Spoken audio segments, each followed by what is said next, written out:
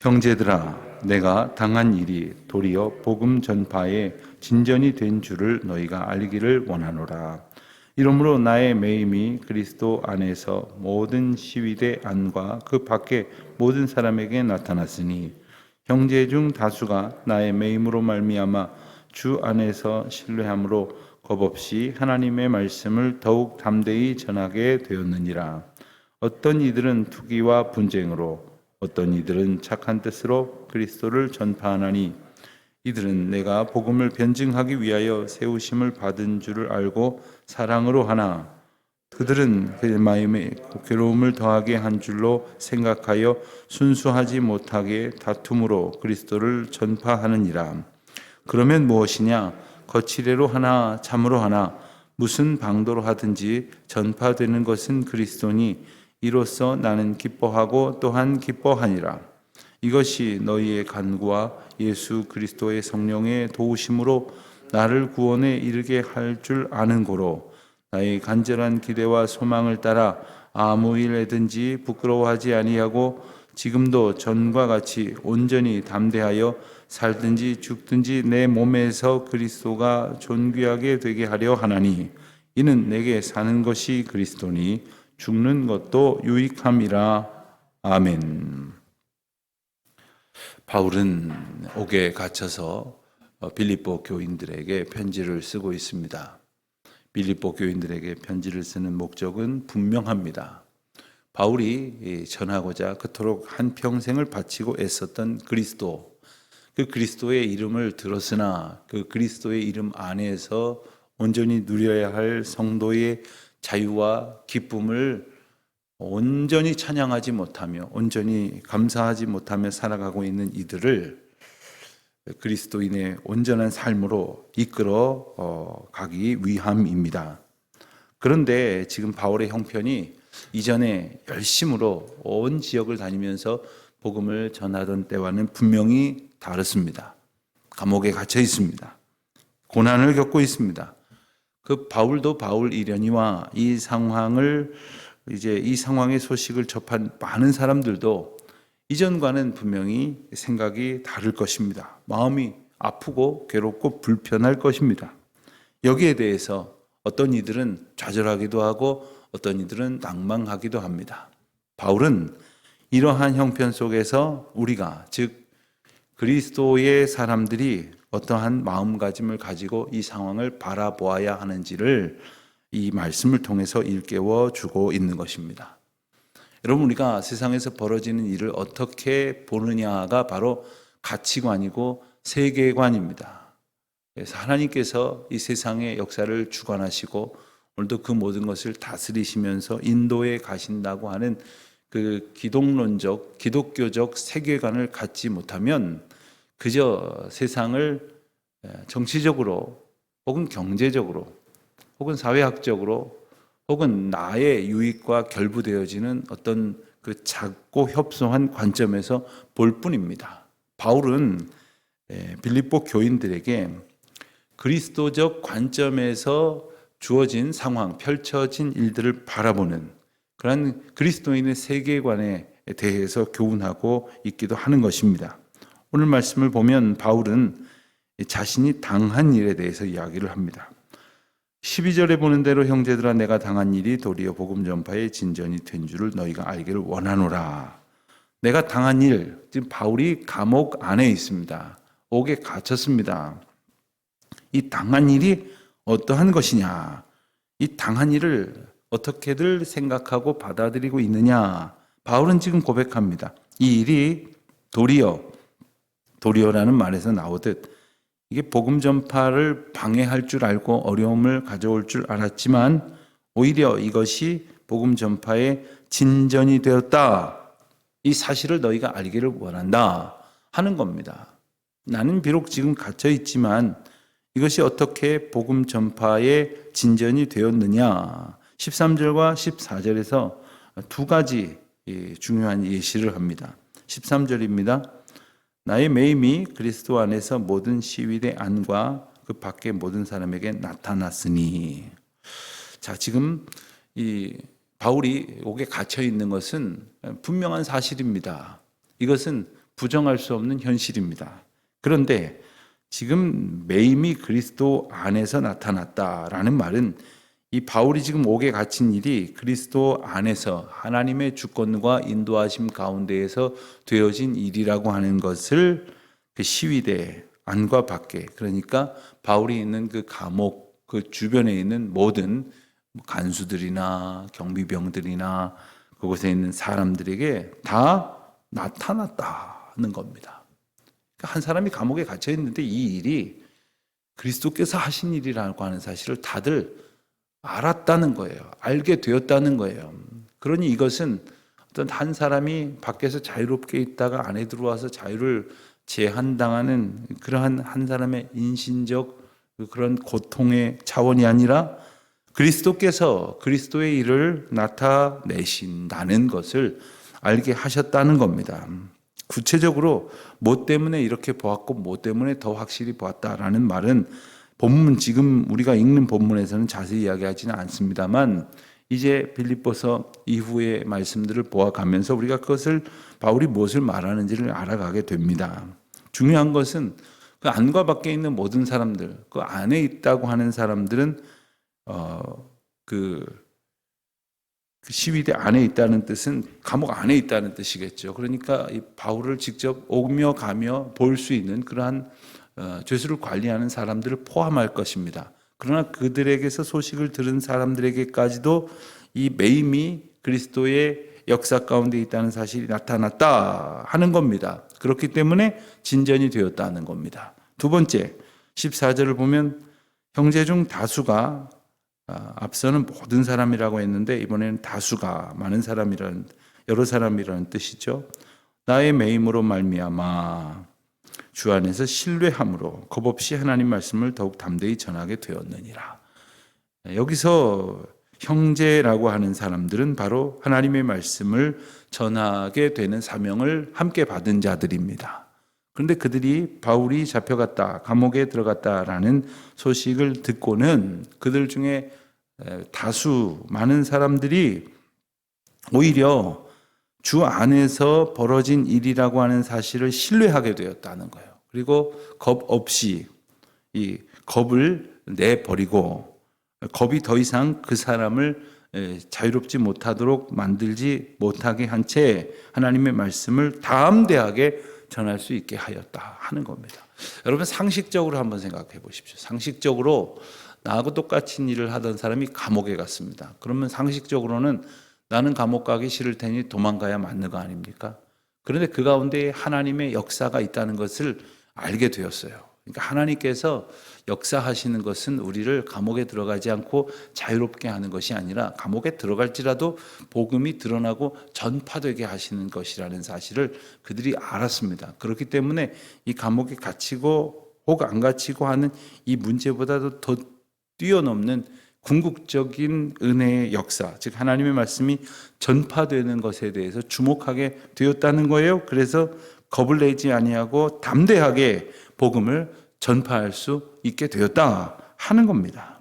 바울이 지금 옥중에 있음에도 불구하고 복음의 능력으로 충만하게 되었을 뿐 아니라 바울에게 역사하신 하나님의 은혜가 그것을 바라보는 모든 사람들에게, 특별히 사명을 받은 자들에게 놀라운 역사로 펼쳐지고 있다는 사실을 지금 바울이 전하고 있습니다. 15절부터 18절까지 말씀을 보면 바울이 지금 이 어떠한 것에 관심을 가지고 있는지를 보여주고 있습니다. 자, 복음이 전파되어지고 있는 과정 속에서 이 바울의 옥고는 예기치 못한 돌발 변수였으나 오히려 그것으로 복음이 더욱더 확산되어지는 은혜의 계기가 되었습니다. 그뿐이 아니라는 겁니다. 15절 보니까 복음을 전하는 사람들 중에 어떤 사람들은 투기와 분쟁으로 하고 또 어떤 사람들은 착한 뜻으로 그리스도를 전파한다고 했습니다. 착한 뜻으로 그리스도를 전파한다는 것은 달리 설명할 이유가 더 없을 것입니다. 그러나 어떤 사람들은 투기와 분쟁으로, 즉 다시 말하면 경쟁의식으로 또 다툼으로 질투심으로 그렇게 그 일을 복음 전파의 뜻을 감당한다 하는 거죠. 서울의 어느 그 전철역을 사이에 두고 마주보고 있는 교회가 있었다고 합니다. 한 교회가 이제 봄을 맞이해서 교인들 중에 어떤 분들이 전도지를 들고서 그 전철역에 가서 전도를 하게 됐대요. 그랬더니 그 모습을 보고서는 건너편에 있는 교회 교인들이 목사님을 찾아와서 큰일 났습니다. 목사님, 저희들이 전철역을 다 차지하고 말았습니다. 저희가 가서 빨리 복음을 전해야겠습니다. 그러니까 목사님께서 아니 그거 그렇게 다투고 경쟁할 것은 아닙니다. 아닙니다. 지금 저 사람들만 이 전도지를 들고 저렇게 둘 수가 없습니다. 그러더니 시키지도 않았는데 전날에 그 맞은편 교회보다 더 많은 사람들이 모여가지고 막 전도지를 나눠줬대요. 열심으로 나눠줬대요. 그러니까 어떤 사람들은 이게 지금 다투자는 거냐, 무슨 뭐 장사하는 사람들 영업하는 거냐라는 말을 가지고 서로 흉을 보기도 하였다는데, 가만히 보면 오늘 말씀이 생각나게 하는 그러한 상황입니다. 어떤 사람들은 착한 뜻으로 할 수 있지만 어떤 사람들은 그 인간적인 어떤 성격이나 인간적인 가치관들이 더 두드러져서 내가 질 수 없지, 저 사람들만 잘 돼서 저 사람들만 하나님 복 받게 할 수 없지, 이런 마음이 어떤 면에서는 어떤 경쟁적 의식, 다툼, 질투심, 이런 것과 결합이 되어져서 나타나는 경우도 있다는 거예요. 자, 본문은 우리가 흔히 생각할 때는 그렇게 하지 말아라 이렇게 말하고 맞춰질 것처럼 생각이 될지 모르지만 18절 말씀을 보면 무슨 방도로 하든지 전파되는 것은 그리스도니 이로써 나는 기뻐하고 또한 기뻐하리라, 이렇게 바울이 결론을 맺습니다. 이 말은 바울은 어떠한 상황, 수단, 방법을 동원해서라도 복음을 전해라, 잔소리 말고 전해라, 뭐 사람들한테 욕을 먹건 빈잔을 받건 뭐 비난을 사건 뭐 그로 인하여 부작용이 발생하건 간에 누구든지 어떠한 방법으로든지 복음을 전해라, 지금 이 얘기를 하는 것이 아닙니다. 지금 그와 같은 방법으로라도 복음을 전하라고 모든 방법을 독려하는 것이 아닙니다. 무슨 얘기를 하는 겁니까? 바울의 지금 관심이 어디 있는가를 강조하는 거예요.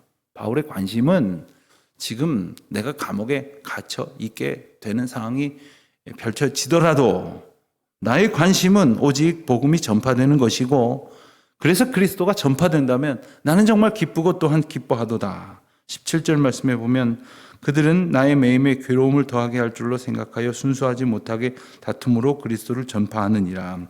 어떤 사람들은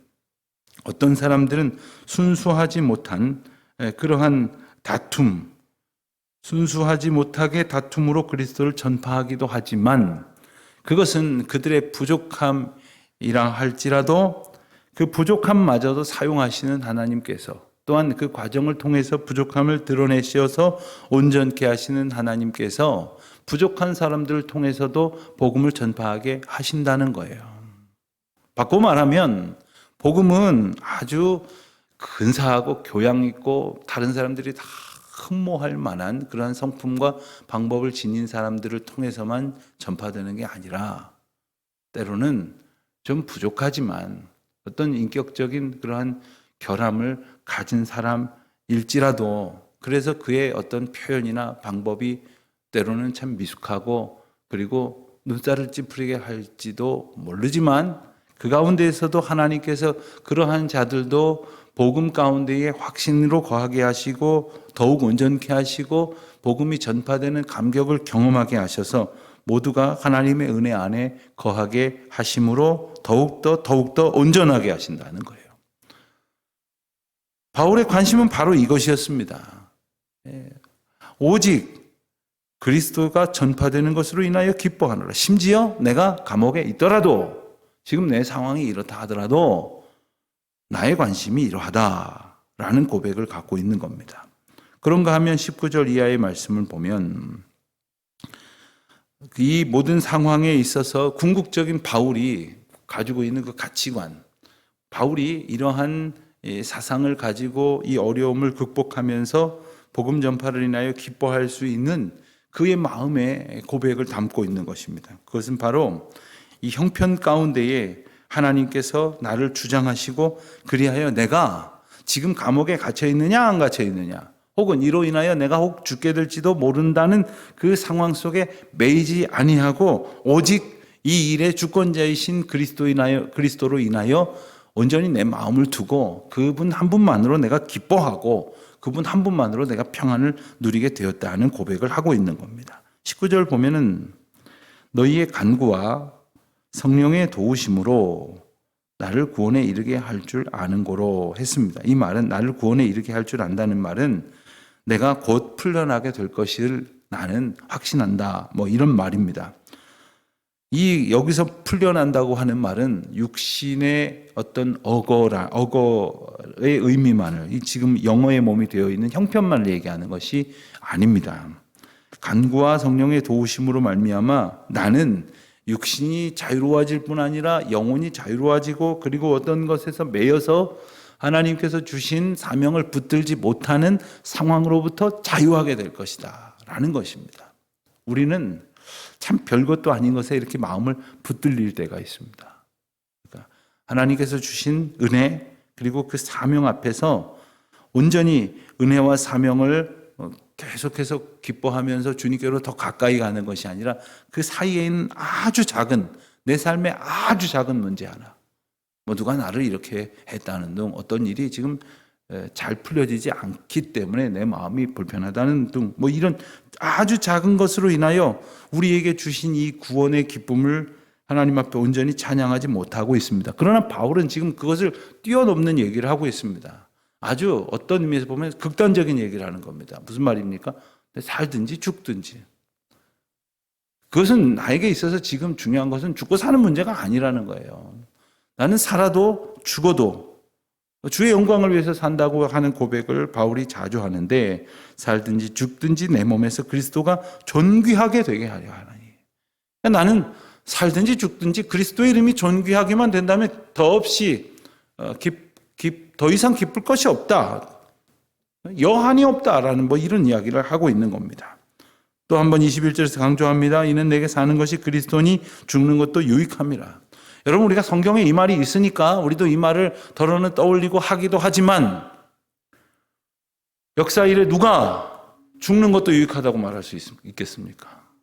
누가 어떤 삶의 초월적인 그런 깨달음을 가졌다고 해서 죽는 것이 유익하다고 말할 수가 있겠습니까? 그것은 죽음을 뛰어넘으신 그리스도가 내 앞에서 나를 인도하시고 계시다는 것을 알기 때문에 그런 거예요. 그냥 조금 철학적인 생각으로 인생을 관조하듯이, 마치 살아도 덧없고 이러다 보면 죽어도 별것 없을 것 같으니까 그런 말을 하는 게 아니라는 겁니다.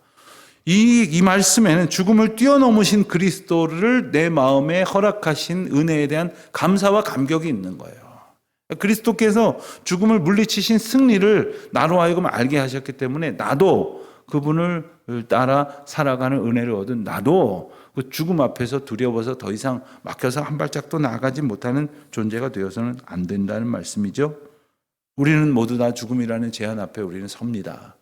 그래서 결국에는 내 뜻대로 되지 않으면 어떡하나, 죽으면 어떡하나, 죽음 앞에서 모든 것을 잃어버리면 어떡하나, 이 슬픔 앞에서 나는 감당할 수 있을 것인가 하는 데까지 이르게 됩니다. 하지만 그 모든 것, 이 죽음을 초월하는 믿음이라고 하는 것은 그 죽음 너머에 우리의 시선을 둘 때 이것이 가능한 것 아닙니까? 죽음 너머에 새로운 온전한 영원한 생명, 그리고 하나님께서 주신 은혜의 평강을 보게 하시는 주님의 인도하심에 감사하면서 정말 우리의 시선이 근시안적으로 눈앞에서 갇히는 것이 아니라 주님께서 주시는 죽음 너머에까지 온전히 이룰 수 있는 그 은혜를 누리시기를 주님의 이름으로 축원드립니다. 기도하겠습니다. 하나님 아버지, 감사합니다. 그저 눈앞의 것에만 연연하던 참으로 어리석은 저희들에게 죽음 너머의 소망까지도 충만히 허락하여 주셨고, 그리하여 살든지 죽든지 그리스도께서 우리 안에 존귀 여김을 받는 것으로 인하여, 전파되는 것으로 인하여 인생의 참된 기쁨과 소망을 알게 하시니 감사합니다. 저희들이 어리석었을 때 그저 내 이름이 높여지는 것으로 인하여 즐거워했지만, 그리스도께서 존귀히 여김을 받으시는 일로 인하여 기뻐하는 저희들의 남은 삶이 되게 하시고 오늘 하루가 되게 하여 주시옵소서. 예수님의 이름으로 기도합니다. 아멘.